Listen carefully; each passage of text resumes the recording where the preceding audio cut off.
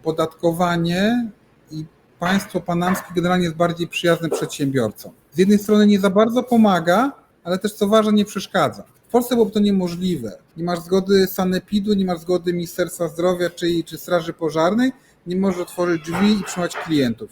Tu tego nie ma. Jaka wam wychodzi średnia w ciągu tygodnia tego leżenia na plaży i patrzenia się w ocean?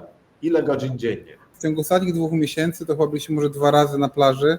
Tak, mamy jednego szklarza na wyspie, także jeżeli chcemy, teraz już czekamy 2 albo 3 miesiące, aż przyjdzie i nam naprawi jedno okno.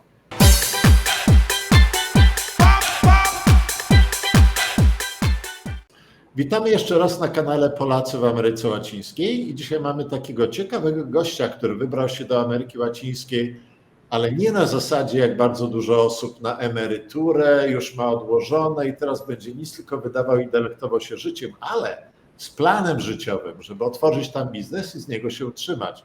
Także witamy Łukaszu na naszym kanale. Dzień dobry, witam wszystkich serdecznie. Łukaszu, takie standardowe pytanie, ile masz lat i skąd jesteś z Polski? Mam 42 lata. Jeżeli chodzi o pytanie, skąd jestem z Polski, zachodniopomorskie, Dębno, tam spędziłem większość mojego życia, potem kilka razy się przeprowadzałem i finalnie przed wyjazdem do Panamy mieszkałem pod Warszawą. I teraz wyszła ci Panama, ale skąd nagle Panama? Czy tak z Polski, czy przez jakiś inny kraj, a dlaczego Panama, a nie coś innego? Panama wyszła zupełnie przypadkiem, gdy razem z Sylwią, moją partnerką w biznesie i życiową, szukaliśmy miejsca na wakacje. Wtedy mieliśmy jeszcze taki dosyć mocny COVID, dużo miejsc było pozamykanych. Najpierw mieliśmy wyjechać do RPA, ale znajoma nas przestrzegała, że to nie jest dobry moment na RPA. Potem były tanie bilety do Cancun, do Meksyku i prawie je kupiłem, ale gdzieś tam zmieniły się mocno ceny. No i finalnie została Panama. I wylądowaliśmy na wakacjach na 2 tygodnie w Panamie planowo. Przedłużyły się to do 3 tygodni. To było w styczniu 2021 roku. No to wyszło w takim razie, że miałeś do Meksyku, ale był za drogi, bo te ceny do Cancun się zmieniły, więc Panama była tańsza i wylądowałeś w Panamie, tak? Tak, no można powiedzieć. Zasadzie. No dobrze, wylądowałeś i teraz tak, akurat widzowie tego nie wiedzą, ty jesteś w Bocas. Bocas del Toro jest to tam na południowym zachodzie w takim kącie Panamy, akurat przy granicy z Kostaryką. Dlaczego tam, a nie Panama City, albo Boquete, albo plażę? My wyjechaliśmy do Panamy, jak już podjęliśmy decyzję o przyjeździe do Panamy, to stricte biznesowo. Z racji tego, że hobbystycznie bardzo mocno związaliśmy byli z kawą, ale chcieliśmy coś zmienić w naszym też zawodowym życiu, to stwierdziliśmy, że Bocas del Toro będzie dobrym miejscem, żeby założyć palarnię kawy. Mamy palarnię kawy Cat in the Cup i też mały bed and breakfast. I dla nas to była taka decyzja trochę drogą eliminacji, gdyż jak wiemy, dużo osób na wakacje przyjeżdża na Bocas i na Bocas do tej pory nie było takiej dobrej kawiarni speciality. Mówimy o dobrej kawiarni, nie o miejscu typowym tam tylko na śniadanie czy na tą rybę z frytkami. Więc stwierdziliśmy, że będziemy palić kawę, którą kupujemy właśnie między innymi w Boquete. No i palimy tą kawę. Mam też oczywiście jakieś tam śniadania, ale to mówię, specjalizujemy się w kawie. A dlaczego nie inne miejsca? No tak, na początku wydawało nam się, że Boquete nie jest dobrym miejscem otwarcia kawiarni, tak jakby wieźć drewno trochę do lasu. Miejscu, gdzie jest dużo tych kawiarni. Panama City, duże miasto, a chcieliśmy trochę od dużego miasta uciec.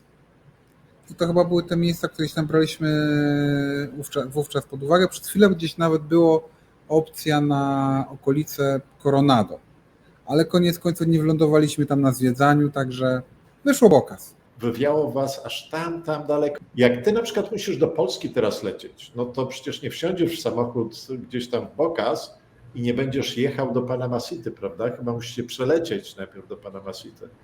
Tak, znaczy opcje mamy tak naprawdę dwie. Jedna to lecimy właśnie do Panama City, takim małym samolocikiem, godzinkę. A druga opcja, że jedziemy cały dzień autobusem do Kostaryki, do San Jose i lecimy San Jose. Aha, no to cały dzień autobusem, no to uda się wam chyba też może do Panama City wtedy dojechać, prawda? Tak, Ale to tak. taki bity dzień. Ale to jedną z przyczyn, dlaczego myśmy właśnie nie chcieli aż tak daleko, to jest to, że jak mamy znajome osoby, nawet z Boquete, który jest nie tak daleko jak Bocas, no to one muszą najpierw dolecieć jakoś do Panama City, potem się tam przespać, dopiero na drugi dzień lecą gdzieś tam dalej. Ale w sumie ten biznes prowadzisz 2 lata, prawda? Znaczy 2 lata jesteśmy na Bocas. Biznes otworzyliśmy hotel w grudniu 2021, więc Sylwestra praktycznie, a w kwietniu 2022 dopiero otworzyliśmy kawiarnię.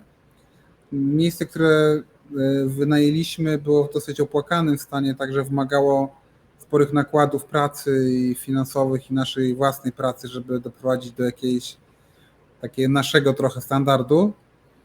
I tak, kawiarnię otworzyliśmy w kwietniu 2022 roku, także rok z kawałkiem dopiero prowadzimy kawiarnię. Ale czy ten pomysł właśnie, jeśli chodzi o ten wasz hotel, prawda, i kawiarnię, czy już mieliście w Polsce, czy dopiero jak tutaj przylecieliście, rozejrzeliście się i dopiero wtedy stwierdziliście, że to zrobicie? To znaczy po powrocie z wakacji mieliśmy plan, że że wybierzemy się tam do Panamy, tylko myśleliśmy o tym, że zrobimy to później. 2 lata, 3 lata może później, że pozamykać stare sprawy w kraju, ale w związku z tym, że w lipcu zmieniały się przepisy dotyczące rezydencji, gdzie zmieniły się wymagania co do nabycia nieruchomości lub być zatrudnionym przez panamską firmę, znacznie utrudniało otrzymanie statusu rezydenta. Także podjęliśmy decyzję, że przyspieszamy nasze plany i byliśmy w lipcu drugi raz w Panamie.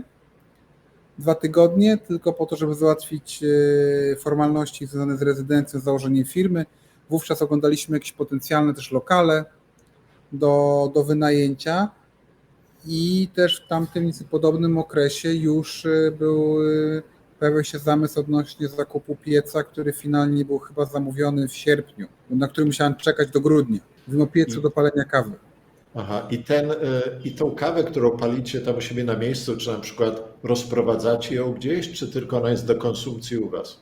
Kawę sprzedajemy u nas w kawiarni i to jest na razie jedyny kanał dystrybucji. Chcemy otworzyć sklep internetowy, żeby dotrzeć do klientów Panama City, no ale jak już wiesz, logistyka nie jest mocną stroną tego kraju, także musimy jeszcze nad tym chwilę popracować, tak żebyśmy mogli dostarczać świeżą, wypaloną kawę do Panama City, gdyż to jest taki rynek zbytu dla nas potencjalnie najlepszy. Mamy sporo klientów z Panama City, Panamczyków, którzy są bardzo zadowoleni, smakują im nasze serniki, które piecze Sylwia i kawa, którą tutaj przygotowujemy.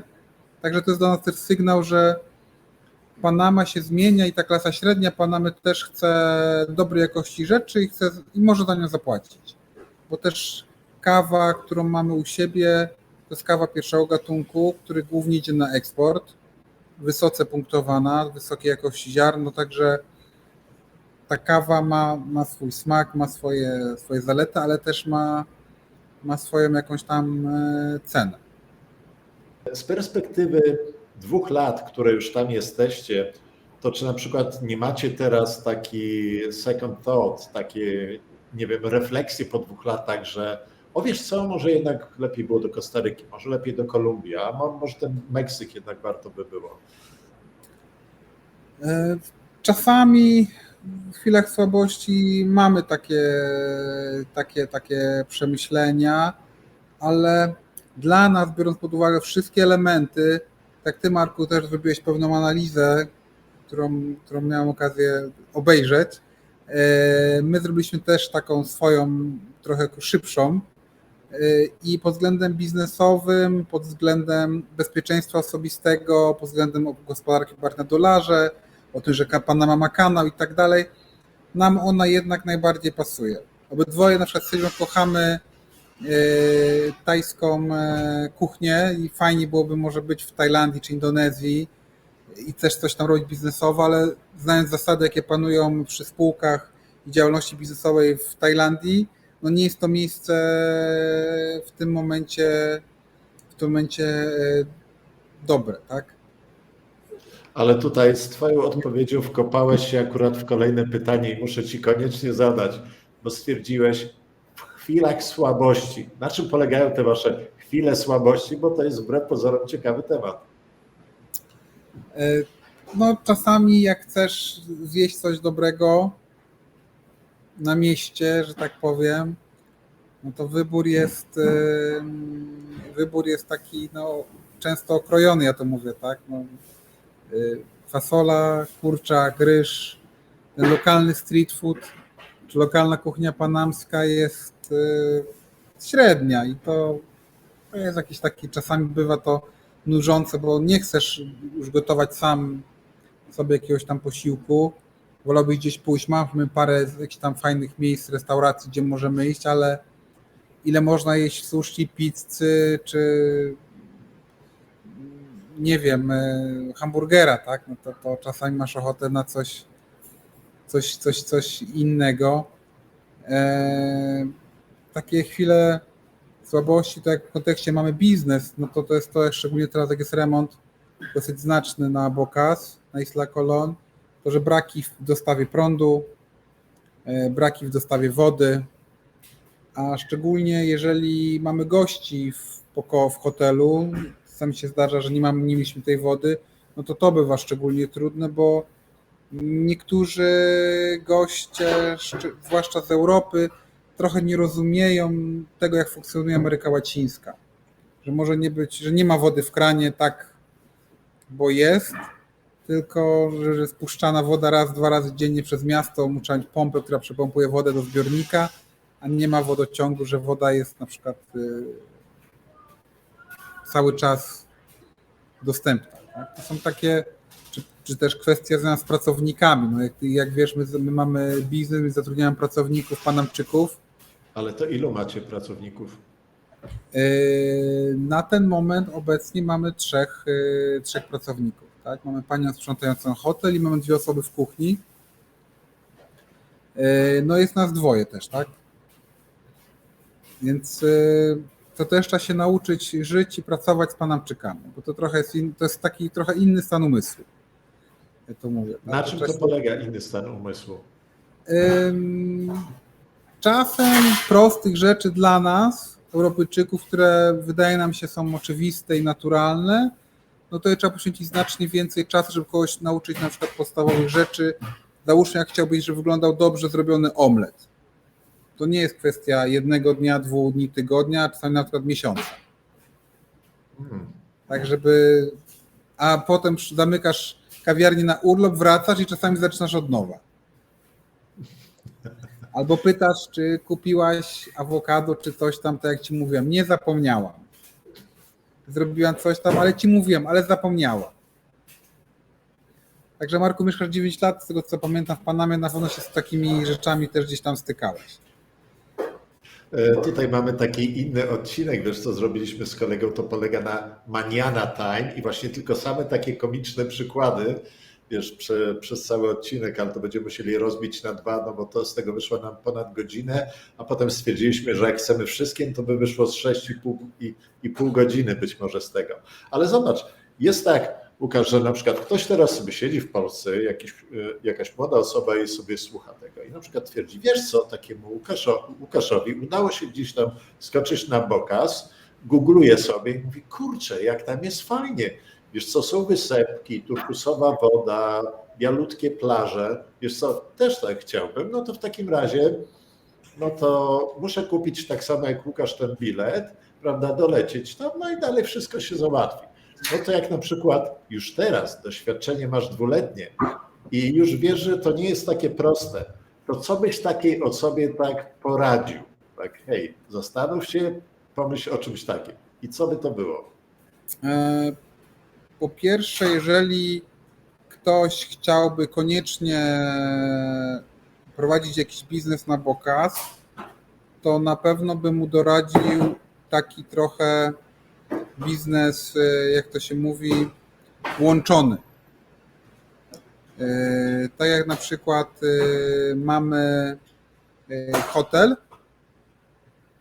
i mamy kawiarnię. Sprzedajemy kawę na miejscu jako kawę do picia cappuccino, ale też sprzedajemy paczki kawy. Także zawsze trochę mamy przychodów z każdego rodzaju działalności, tak? I znaleźć coś, co jest takie bardziej niszowe. Otwieranie z jednej strony kolejnego baru z frytkami i hamburgerami, to musiało być trochę wyjątkowe hamburgery, wyjątkowe frytki. Pamiętajmy też o logistyce na pokaz. Tutaj jest ciężko wszystko dowieść i to wszystko też więcej kosztuje. Poczekaj chwilę, Marku. Puedes limpiar esta parte más tarde, más rozwywiot, nawali mi tu szczotką, kurde, wiesz co, nie robimy zupy. Folię zawiń, ugotuję jutro. I czy na przykład widzisz jakieś różnice między tym, żeby otworzyć tego typu biznes w Polsce i w Panamie? Czy są jakieś różnice? Tak, pewne rzeczy są na plus, pewne rzeczy są na minus. Na plus na pewno jest to, że opodatkowanie i państwo panamskie generalnie jest bardziej przyjazne przedsiębiorcom. Z jednej strony nie za bardzo pomaga, ale też co ważne nie przeszkadza. I to nie są działania opresyjne. Jeżeli mieliśmy wizyty z Urzędu Skarbowego z Panamy i mieliśmy problemy tam natury technicznej, tam z kasą fiskalną i tak dalej, to nie było tak, że dostaliśmy od razu mandat, tylko pokazano nam, co mamy zrobić, jak mamy zrobić i utrzymaliśmy informację, to my was odwiedzimy później i zobaczymy, czy wszystko u was jest w porządku. Także to nastawienie bardzo pomaga. Tak? Pomaga też tak, że dzięki temu, jak my zarabiamy pieniądze, to my też te pieniądze reinwestujemy. Więc jakby możemy tworzyć kolejne miejsca pracy, my i tak te pieniądze wydajemy tutaj. Także to w porównaniu do Polski jest na duży plus. Minus i zarazem plus jest to, że dużo spraw się ciągnie. Pozwolenia, zgody od urzędów i tak na przykład jeżeli chodzi o, załóżmy, nasze pozwolenie o pracę. My mamy pozwolenie o pracę, mamy umowę o pracę, mamy ubezpieczenie, ale był moment, że nie mieliśmy tych pozwoleń, bo byliśmy w tak zwanym procesie. Mieliśmy złożyć dokumenty przez prawnika, dokumenty wysłane do Panama City, ale cały czas to trwało i trwało to ponad rok. I w tym momencie, mimo że zgłosiłem tę sprawę do Urzędu Pracy, to dla Urzędu Pracy w Panamie wystarczyła informacja, że my załatwiamy dokumenty i tak naprawdę możemy pracować, oni nie będą się nas czepiać, bo my coś załatwiamy, jesteśmy w procesie. W Polsce byłoby to niemożliwe. Nie masz zgody sanepidu, nie masz zgody Ministerstwa Zdrowia czy Straży Pożarnej, nie możesz otworzyć drzwi i przyjmować klientów. Tu tego nie ma. Wiesz, i tutaj dorzucę jeszcze własny komentarz, ponieważ naszego typu biznes nie miał nic wspólnego z Kanadą i myśmy go mogli trzymać w innym kraju. I dużym plusem to jest coś takiego, o czym ty wspomniałeś, to jest, że nagle, wiesz co, jest fajnie, jak rząd się przestaje ciebie czepiać. I wiesz co, to polega na tym, że myśmy też mieli bardzo duży skok, jeśli chodzi o to, ile nam zostaje w kieszeni. To wcale nie był skok, jeśli chodzi o dochód, bo to był taki sam dochód, tylko wiesz, odeszło nam bardzo dużo podatków. Potem nagle patrzymy, z tego samego biznesu zostaje nam dużo, dużo więcej. I potem, jak już zauważasz, że ten biznes prowadzi się dużo bardziej korzystnie niż w krajach zachodnich, no to jest tak, że nagle masz taką większą energię do tego, żeby to robić. No bo wiesz, masz super motywację, bo nagle stwierdzasz, wiesz co, no wtedy to mogłeś dołożyć jeszcze kolejne 2 godziny dziennie, ale wiesz co, zabrali ci z tego większość. a teraz dołożysz 2 godziny dziennie i masz z tego cały dochód i tak warto, nie? I potem się wpada w taki pracoholizm, ale to jeszcze przed wami, nie teraz. Tak, my pracujemy niestety na razie dużo, budujemy ten biznes, budujemy zespół, co nie jest łatwe, ale też chcemy skorzystać z tego, że mieszkamy w Panamie i czasem wyjść na plażę, czy gdzieś pojechać do Boquete. I właśnie moje kolejne pytanie to jest dokładnie o tym, o czym mówisz, no bo wiesz, jeszcze raz, Bocas del Toro, no to jest taki zespół wysp, prawda, i tam przyjeżdża się na wczasy, więc każdemu się kojarzy, że to jest nic tylko sielanka, nie?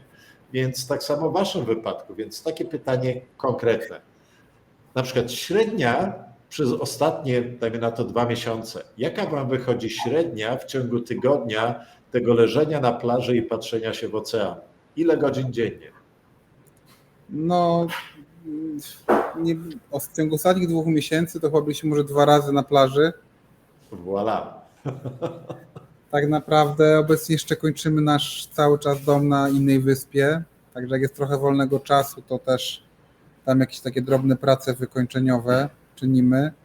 Także na razie niestety nie spędzamy za wiele tego czasu na plaży, mimo że byśmy bardzo chcieli. No to jesteś dokładnie takim typowym przykładem średniego takiego przedsiębiorcy, który przeprowadza się. Jest fajnie, jak przyjedzie się na taki scouting trip, która trwa może tydzień albo 2 tygodnie. Tak, tu będziemy siedzieli na plaży, tutaj sobie będziemy wędkowali, prawda? A tutaj robili snorkeling, a potem życie niestety jest zupełnie inne. Ale Tak. gdy na przykład to ogląda jakiś Polak i stwierdza, no fajnie, zobacz, jednak my na przykład nie tak jak Łukasz musimy jeszcze z biznesem się martwić, ale wiesz co, już mamy ten biznes za sobą i chcemy się zabrać i przeprowadzić się w jakieś tropiki. Jak to wygląda finansowo, powiedz, ponieważ Bocas del Toro nie ma za bardzo apartamentów, takich budynków nie ma, ale są domy. Co tam można kupić i za ile? No, Bocas ostatnio zrobiło się bardzo, bardzo drogie, więc ceny tu chyba należą do najdroższych, jeżeli chodzi o chociażby najem nieruchomości.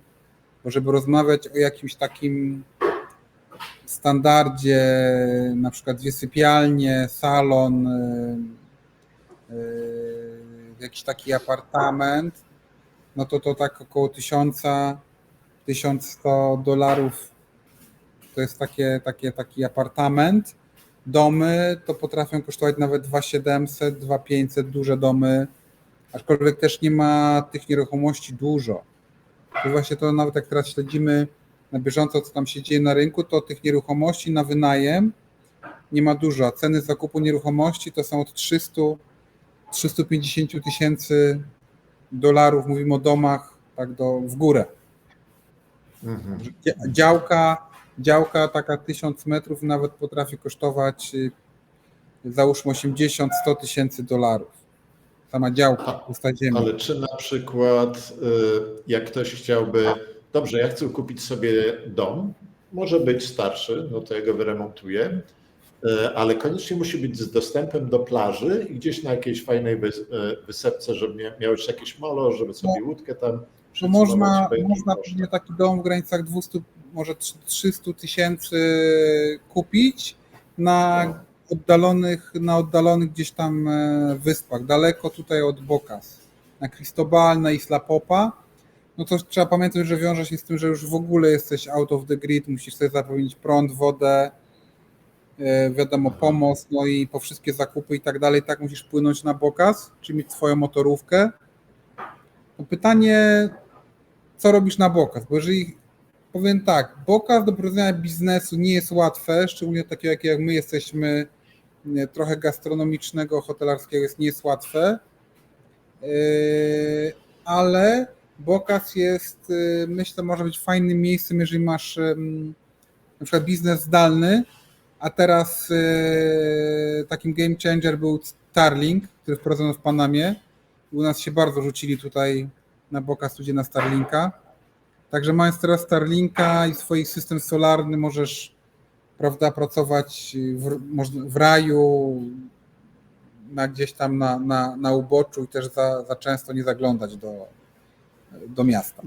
No ale na przykład osoba, która pracuje zdalnie i na przykład chciałaby jednak coś tam kupić albo na przykład sobie wynająć, ale wiesz co, nie wiem, pracuję na internecie, mam dwie lewe ręce, nie umiem sobie, wiesz, nie mam nawet ochoty, żeby jakąś renowację jakiegoś domu robić, gdzie na przykład mogę sobie gdzieś tam na wyspie wynająć, to Starlink akurat pierwszy rok w Panamie jest, to Starlink mam już stały internet, ale tak jak mówisz, a czasami elektryczności nie ma, a czasami wody nie ma, no to tutaj trzeba uważać, to da się gdzieś na wyspie nie mieć tych problemów i sobie tam wynająć albo kupić, czy za bardzo nie?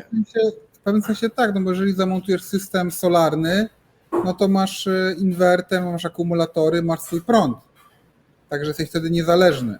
Pytanie tylko, jak system jest wydolny i dobrze zmontowany, no to wtedy to cię nie interesuje. Wodę zbierasz, deszczówkę do zbiorników, także nie masz problemu z wodą, nie masz problemu z prądem, nie masz problemu z internetem.